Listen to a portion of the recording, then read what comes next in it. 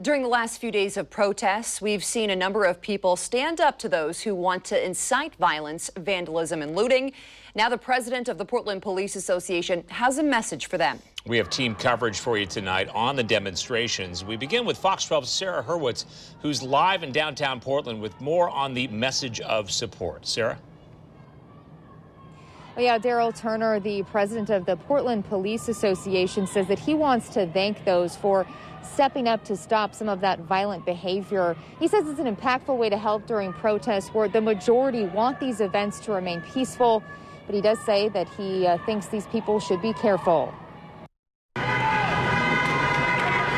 We've seen the violence, but we've also witnessed citizens in those crowds who strongly said no to those actions. I need everyone to back up. If you are not here on peaceful terms. Daryl Turner, the president of the Portland Police Association, says thank you. When they make it be clear that if anybody in this crowd that I'm in does anything violent, destroys property, does anything like that, I'm going to report you. You're going to be cast out, and I'm going to report it.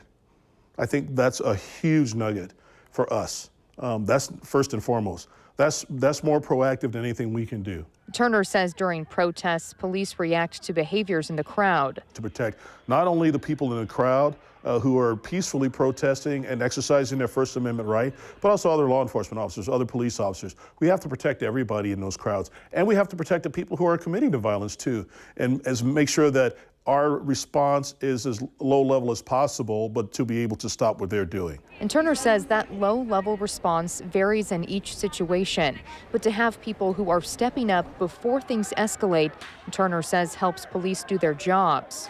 We need to keep the peace.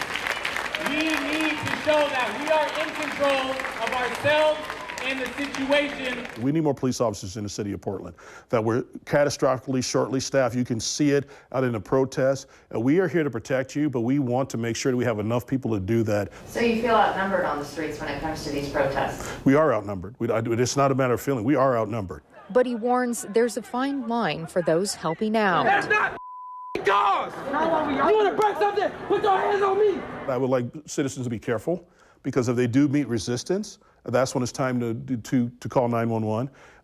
Don't try to handle it themselves, because you're obviously facing somebody who doesn't want to listen to reason. Back here live outside the Justice Center, we are following a group here that has been here for at least an hour or so with some chants, and they're incredibly loud right now, holding some signs here around the barricade outside the Justice Center.